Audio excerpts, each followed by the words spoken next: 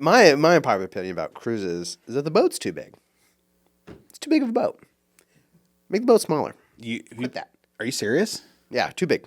The bigger the boat, the less like the wave movement. You don't feel it as much. You don't like that? Do you like it? When You've I never go been on on a cruise. boat, Why am I wanna asking feel- you? I want to feel like. Hey, welcome back, friends, to the Open Water Podcast, Doing all right? where we talk about floaties, pool filters, and all the things aquatics.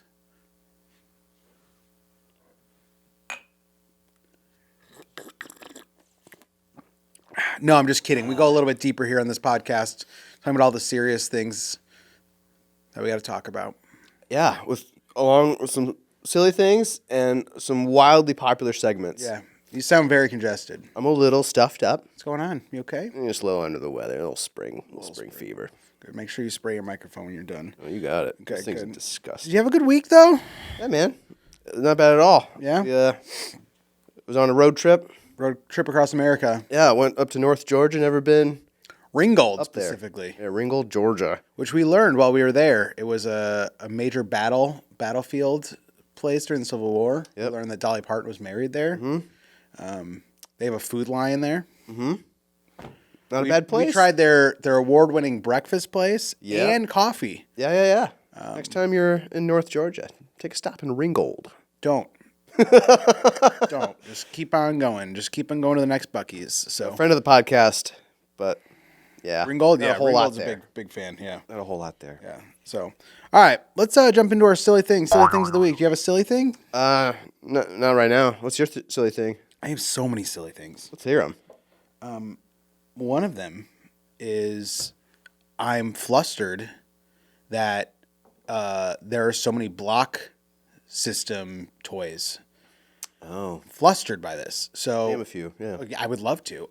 There's Mega Bloks, there's Connects, there's Playmobil, there's Lego, obviously, but there's so many. But Duplo. Duplo is Lego. Oh, wow. They have an interlocking. So it is confusing. No, it's not. It's very simple. Duplo's for children. Lego's for everyone else.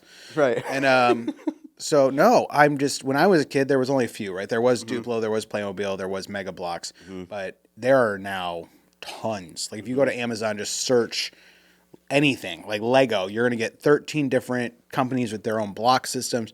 And the problem is sometimes I've talked to you about it, of the frustration of when someone may give you a gift of a different block system and you don't catch it right away. You introduce the ecosystem of block toys, and then you're like, why don't these things fit? And Yeah. because I have 3 kids, they're all into Lego except Big Man. Big Man's into Duplo, and so which is Lego, to be clear. Nice. And yeah, but we at some point in time there was some Mega Block that were introduced to the ecosystem, and I went through the buckets of the They're fine invasive species. Yeah, get them out. Yeah, that is unacceptable. Yeah, we don't do that. So that is one of the silly things I have this week. That I was like, why couldn't we That's a just? good one. Yeah, just like your pant sizes. Why couldn't there have been like a giant meeting? Be like, you know what? We only need one. Let's make them all connect. Yeah. Huh? Yeah. And they shot that guy at the meeting. Oh my gosh. Then Were you there? this can't happen. They went their separate ways. We That's had the history. 17 different interlocking block toys. That's right. All right. What's your silly thing? I think I'm gonna go with there's nothing else that's coming into my head, but I think it's a good one. I kind of been feeling this for a while. I didn't always feel this way. I'm sure. But, Burger King. It's time to go. What? I think it's time What? What? No, you're joking. Are you serious? Yeah, I'm just Wanna gonna get rid of it. Just gonna call it time of death. Right now. Yeah. All right. This is What does it have to offer? You know, what does it bring to the table? Well, It's silly. I want to be clear. No one to fold them. All right, here's wow. Okay, let's rewind, unpack. This may be a 50-minute episode now. I thought we were gonna be in and out quickly, but we're not. So know here we go. Burger King is a fan of the So let's podcast, break it but- down. You have McDonald's, which is processed garbage. That's for you, Orman Dad. Then we have Wendy's, which is square, different game, different, always fresh or frozen. According to Miss Wendy, I'm just quoting, and Mr. trust Dave, her. Mr. Dave, obviously. Yeah. But then you have Burger King, which here's the thing: I'm not a advocate for Burger King, but I think the space needs the char burgers. I like the frame broiled. You mean? Yeah, I yeah, think yeah. it's the Isn't that what flame broiled? Same as I have no idea actually. thought it Does was- anyone know what flame broiled means? I think it's there's actual fire instead of just going on like a flat Maybe. or a microwave. I don't know that for sure. But even the whole thing, like, it's monarchical. You know, there's a king, and we did away with that hundreds of years ago. You know, it was never going to work. That's all I'm It saying. has worked. Have you had chicken fries? I wish right now talking about the king would have been a perfect segue into Or Sunday Sunday segment. Would have been, but you timed it poorly. So chicken it. chicken fries? Chicken fries? Honestly, okay, I'll give you chicken fries. Those can survive. Burger King zesty sauce. Haven't thought about that in years. Just here to expand your I mind. know we would miss. There are some things that unfortunately we would You would miss. take McDonald's over Burger King of survival. I agree. There's more of them. They're easily accessible. They used to have a thing called a Just dollar saying, menu. Every Burger King I pass, you just look at it and you go, All right, let's play this game. This is a game called "You give me a McDonald's item, I'll give you a Burger King item." Okay. And we'll see who wins. Big Mac. The Whopper.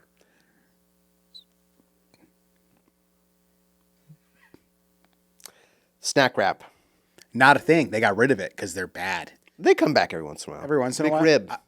Oh, gross, man.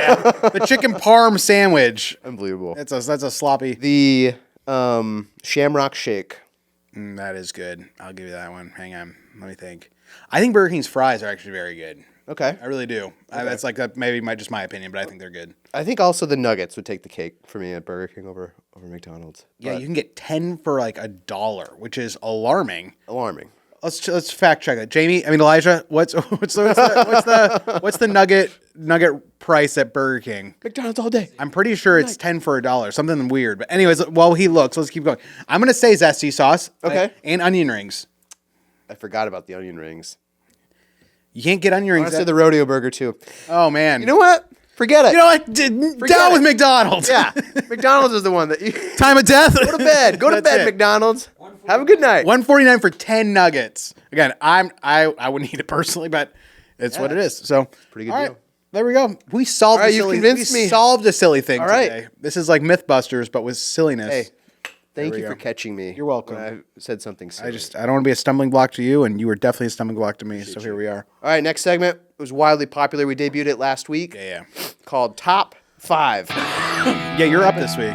Yep, I brought a list a of list? top 5. Oh, good. And this one is going to be the top 5 best-selling music albums of all time.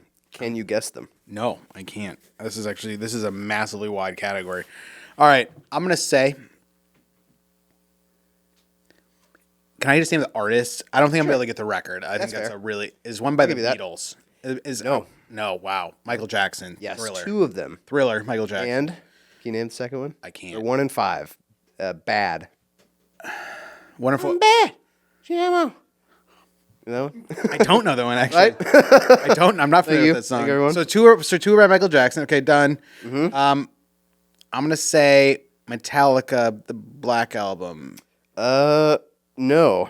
They're on the top. They gotta be in the top 10. They're not. No, they're maybe top 50. This is like so broad because you Excuse have me, like, Back in Black? that's AC/DC. Yeah, you're right. Yeah, is AC/DC on there? They're 6. Number 6. Great. That's not helpful. I'm gonna say, is this all time? This is all time. It's something by Elvis, and if it's not, this list it's broken. Oh my gosh. Nothing by Elvis. Rolling Stones, No. Oasis. No. Is any of them in the rock and roll category? Yes, for sure. Do you consider Michael Jackson 3 of them are. rock and roll? The rest They're are all in rock and roll. Really? Yep. Really? Can you give me a hint? One's about a hotel. The Eagles? Oh, what? Hotel California by the Really? Eagles. Number 2. That's the really. Wow. Number 3, Throwback. The album is called Saturday Night Fever. Bee Gees. The Bee Gees. Correct. Last one, number 4. Bee Gees is not rock. Bee Number Gees is 4. disco and their pop. music keeps popping up. Like it'll go viral in someone's Aerosmith. close. I feel like Aerosmith keeps resurfacing. Journey. Rumors by Fleetwood Mac. So Thriller, Michael Jackson, Hotel California, Eagles, Saturday Night Fever, Bee Gees, Rumors by Fleetwood Mac, and Bad, Michael Jackson. Top 5 best-selling albums of all time. I don't think That was a great try. I don't think I would consider any of those rock besides the Eagles. What would you call those then? Well, Bee Gees I put in disco, which would be like pop, I'll give you that, excuse me. and then I would say Fleetwood Mac is like alternative. It's not rock. Ooh, we're going to get comments. Would you consider that rock and roll? I think so. Yeah. The category was wider, I think, back then, too. All right. There you go, top 5. Top 5. There you go. Noted. Something What's more your exciting what's next your favorite album of all time? We talked briefly about this. Favorite album of all time? Your personal favorite. We have to personal differentiate. favorite, not the greatest album of all time. Right. Personal favorite? Oh, gosh. Run the Earth, Watch the Sky by Chris Rice. Are you serious? Oh, yeah. No, you're not. Every song on that one. Has that got cartoons on it? Yeah. I'm being serious. What's your favorite record? What What is if your cartoons got saved? All right. What is your actual favorite record? Gosh. It's either that one or Fly Away by FFH. All right. Never mind. Moving on to the next segment. You're clearly trolling. This is not. All right. So Or what- pick any of the Jump 5 albums. Oh my gosh. 'Cause you keep me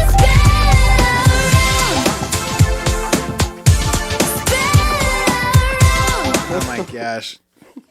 Spinning I around. would think you were homeschooled right now. That's what you would be like. I'll say Jump 5. Carved out my own little. There are literally no listeners who know who Jump 5 is besides maybe. Please comment if you know who Jump 5 is. Dean Pork is literally Googling who Please. Jump 5 is. Like, who the heck is this? And also, you're welcome.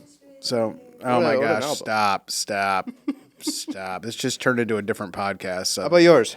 My favorite record of all time? Yeah. I have a few. I think that there's ones that I like have been deeply like profound in my life, right? Where there's like these have been like monumental. Mm-hmm. Like I will say, The Beautiful Letdown was the first album I ever like purchased. It was the first like CD. It was a CD I bought. Yeah, like, I'm going to play drums on that album. I love yeah, that one. Yeah, that one was like the first one where I was like, oh, this is like great. And then I want to say Everything to Nothing by Manchester Orchestra is very high on my list. Yep. It's probably number 2. I just think that was like a really cool, like all around record. Yeah. But if you like, answer. if I'd be like, what's I think the best record of all time, I think it's probably the Beatles' first record. We talked about this a little bit. And I think it's just like, and I know it's like, well, there's so many other. I just think like that for the time, for the technology, like debut, just like Culture. yeah, just like what, just like everything. everything on that record besides maybe 3 tracks is just like a banger, and you're like, it's just like we're just gonna let it rip. I think I mean, we could obviously look at Led Zeppelin. I think like there's a lot of things we could just like, but what do you think is the best record of all time? Like best one like ever? If you'd be like, you get a gold record, Shoot. a titanium record with Brennan's thumbs of approval. It's kind of like, you're kind of asking, like, who changed the face of music with an album? Golly. Kelly Clarkson. Gosh. I don't know. It's probably some album by Duke Ellington. Nothing comes to mind right I now. don't even know who Duke Ellington. The jazz. Oh yes, era. I do know who Duke Ellington is. I apologize. I thought I was like thinking. I was like, it's like Avicii. All right, cool. Let's move into come back. the Sunday segment. Let's do it. Yeah, today's Monday. Yesterday was Sunday. Yeah. Yep. We're into 1 Samuel 13.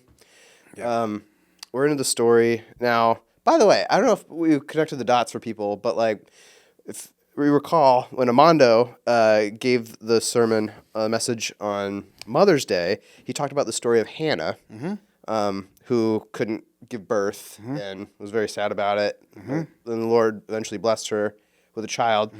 That child is Samuel. So that's the through line all the way to here. Now Samuel's a prophet to Israel in this time where they're like, we want a king. So chapter 10 is all about like Saul being anointed.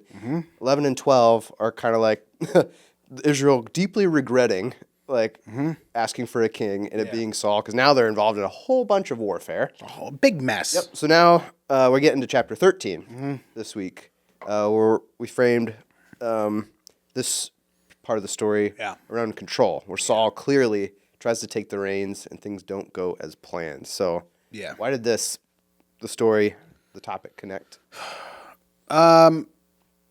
I'm trying to create a big arc. There's a big arc being built right now, and there's sometimes I think when like I just like I love. I think there'll be a few people who realize what's happening like in real time, but like I think it often starts with insecurity, which I think is often not even looked at as a sin, despite it being something that is it's. I think it's like there's a facet of that. And I think it often starts with insecurity, which is like, oh, I'm like, and then it's like he keeps taking steps further. And I think from insecurity, the natural next step is control. It's like I'm insecure, thus I take control, and that takes form in different ways. From like, hey, I'm gonna change how I look, or how I want to be perceived, or how this room space, or my job, or whatever. And it's often just a shift from insecurity, and control and insecurity are not that far off. It's usually a response to insecurity. And so I'm trying to create this bigger arc of like Saul in particular. Saul does not address his wounds, does not address his sin, and it's always at his own demise. And like God's grace is when people who are like, Saul, repent, Saul, figure it out, and he's just like, no. And I think it speaks to people who kind of are like, I'll address this later, or I won't address it, or it's not that big of a deal. And these things build up, and they take form, and they grow, and they're not stagnant things in his heart. And he takes bigger and crazier leaps. Like the Saul in chapter 10 is not the Saul later on where he's doing some things that are just Emboldened. like, Yeah. you're like, you continue just to like, and that's how sin works, is it just takes a little bit, and then it's like just a little bit more, and there's and next thing you know, I feel very comfortable saying Saul was enslaved to his sin, where he thought he was having freedom, but then when he tried to like, if you like look out, you're like, no, man, your sin controlled you. Like you actually had zero self-control. It was all impulse after impulse after impulse, and you just ignored the wisdom of the people around you. And I think a glaring obvious thing is when David enters the scene. You have somebody who is considered a man after God's own heart, someone who pursued the Lord. And yes, he had made massive errors, but he repented. And that's a big difference between Saul and David, is when David is confronted, David repents and turns back to the Lord. But I think there's this weird picture, and I think it emphasizes even Saul's control. It is like when somebody who is fearing the Lord and walking with the Lord and obedience to the Lord shows up, this is enraged, because it is a glaring, like the gaps of Saul's lack of obedience become abundantly clear when someone who is honoring the Lord is in proximity to him. And it's just like, I can't do it. I can't be near him, because there's a moment of like, if this is what it looks like I see all the gaps in my walk. And Yeah, and we'll get to the story eventually, but Saul eventually takes a extreme dislike towards David. Absolutely, to the point where he needs to get rid of him, just straight up, just like to kill him. I'm going to kill him, because Hunts him down. which again, I don't think we see the Saul that's appointed in chapter 10 and selected in chapter 10 being the guy who's like, I'm going to go kill him. But again, it's this consistent pattern of walking in his sin. See like a Breaking Bad character unfold here in absolutely. Saul. And I don't. You think people caught it? What? Because we went through the 5 flags of knowing when control is creeping in. Yeah. And then we combated those with five texts. yeah. 5 verses. Yeah. Do you think anyone caught that? No, I don't. All those verses. I don't. Can I spoil it? I mean, yeah, go for it. right, Would well- you? I don't know. Would you have caught it? Would you have known? In real? Might have, but Okay. Yeah. We talk a lot about this. Yeah. Go ahead. All of the verses to combat the 5 flags are all attributed to David. So And all of those and Solomon. All those verses come from characters that we're going to meet later on in the summer. Yeah. And the reason I did that was because I think I found some, like I had some in the Gospels that I think are maybe even like closer to speaking to it. But I love this idea that David and Solomon, like David specifically, watched Saul and watched him kind of come undone. And I think we do learn from watching people, like way more than I think we do, that we observe and we're like, oh, I don't want to. And so like the writings of David, and then obviously Solomon, being David's son, learns from David. And I think there's this picture of like, are we learning from those who came before us, spiritually and in general? And that's why I did it that way, because I love this picture of David writing and being like, I don't want to be like Saul. Like I these qualities I don't want in my life. And then Solomon seeing qualities in David, then writing upon those. Yeah. I love that picture of like, it works for both ways. Like I don't want to do this, and then it's like, oh I saw my dad like look to the Lord, and he had his eyes fixed on him. It's, Mm-hmm. you know, and it's like he put my feet upon a rock, and like it gives something for Solomon to hold on to. Like, and whether he takes heed of that or not, that's up to him. But I think that picture of like the connection between the three of them, I just think is a really cool. Yeah, Yeah. absolutely. Yeah. So yeah, I did that intentionally. Little cherry on top. I didn't know if anyone was going to notice. It didn't matter to me. It was connected, and I tried to be thoughtful. Again, when we go to a Sunday, Yeah. from the moment that countdown starts till the moment we're walking out the door, Mm-hmm. we try to be very intentional with taking people on a journey, and that's from the announcements to every song we sing. Even this weekend, Pastor Elijah led us in "Make Room." Yeah. And I thought that was like a great song choice in light of we're making space where it matters most. And it's like, what does that look like? It means we have to make room, consciously make room. And I thought that was just absolutely brilliant to connect those things. And Yeah. just it's not like we just throw everything in a blender and just dump it out. It's like we don't have a wheel of service. Like it's every weekend we get into a room and pray and seek the Lord. Of Curate. like, what can we do Yeah. to create an experience for people to encounter the Lord? Yeah.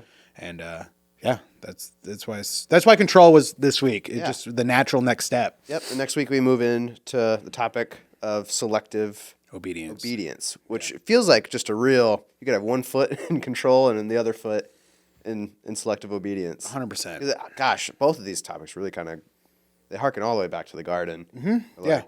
The desire to be like God. They always do. grasp for control. But God, that's the coolest part about Jesus. Like that line, I can't remember which book, but like Jesus did not consider equality with God a thing to be grasped. That is the combatant for the need to control. Yeah. I think too, like one of the books that we'll put in the bundle that we're going to give away that's been helpful for me, and I let our staff through it, just a portion of it is Counterfeit Gods, Timothy Keller. And he basically says like all the four root idols, and that's part of the reason where this text and concept came from, is those four idols are comfort, control, power, and approval. And so he walks through that really any kind of sin really stems from one of those four, and we all have a tendency to like connect with one more so than others, and that's been really helpful in like even us working through it as a staff. I think of like, oh, at the end of the day, my heart's desire is to find approval, or it's to control, or Yeah. it is, and it's a sobering thing to like really begin to like look at your tendencies and your propensities in life and say like, what is causing me to do these things? Like, Yeah. why do I behave the way I behave? And control is one that definitely I think resonated with me. Of just like growing up, I wanted to control the house that like I grew up in. I wanted to just make sure that things went a certain way, and just I knew if I could control the mood. You know what I'm saying? Like that was the one thing that I was just like, if everyone's bumming, I could come in and make people laugh, and if everyone was like over the top, I could be melancholy, Yeah. which is my normal state. But again, I think when we think back, it's like those things help us navigate those things. And so it was almost going to be a two-week message on control.